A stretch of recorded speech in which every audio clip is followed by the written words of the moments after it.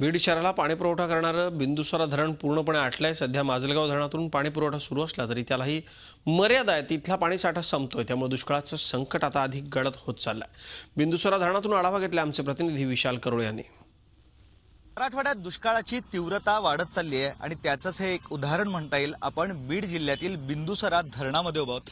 आपण पाहू शकतो हे धरण पूर्णतः आटलेलं आहे। या धरणात आता एक सुद्धा पाण्याचा थेंब नाही, अगदी औषधालाही पाणी या धरणात उरलेले नाही, अशी या धरणाची परिस्थिती झाली आहे। या बिंदुसरा प्रोजेक्टमधून 3 लाखांपेक्षा जास्त लोकसंख्या असलेल्या बीड शहराला पाणी पुरवठा होत होता। त्यावेळेस बीड शहराला 2 दिवसाआड पाणी मिळत होतं। मात्र आता या धरणामध्ये थोडंसंही पाणी उरलं नसल्यानं बीड शहराला आठवड्यातून 1 वेळा पाणी पुरवठा होतो आणि तो सुद्धा माजलगाव धरणातून।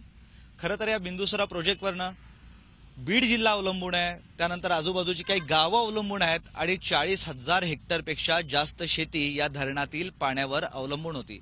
मात्र आता धरणात पाणीच नाही, त्यामुळे या सर्वांना फटका गावकऱ्यांना आणि शहरातील लोकांना मोठ्या प्रमाणावर बसतोय। उन्हाळा सुरू झाल्यावर, उन्हाची तीव्रता वाढल्यावर बीड शहराला पाणी कसं मिळणार हाच खरा प्रश्न आहे। कारण की सध्या माजलगाव धरणातनं बीड शहराला पाणी पुरवठा होतोय, मात्र आता माजलगावचा पाण्याचा स्टॉक सुद्धा डेड एंड पर्यंत येऊन पडलाय। त्यामुळे आता माजलगाव धरणातलं सुद्धा पाणी संपणार आहे। या सर्व परिस्थितीत आता बीड शहराला सुद्धा पाणी कसं द्यायचं हा मोठा प्रश्न निर्माण होणार आहे।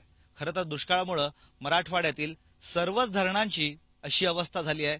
फक्त जायकवाडीमध्येच काय तेवढं 2 ते 2.5% पाणी उरलेलं आहे। या सर्व परिस्थितीत मोठा उन्हाळा आता पार पाडायचा आहे। त्यामुळे हा उन्हाळा कसा पार पडणार आणि सरकार या पाणी टंचाईवर कसं नियोजन करणार हेच पाहणं महत्त्वाचं ठरणार आहे। व्हिडिओ जर्नलिस्ट मोहम्मद तौकीबसह मी Vishal Karole, Zee media, Beed. Zee 24 तास रहा एक पाऊल पुढे।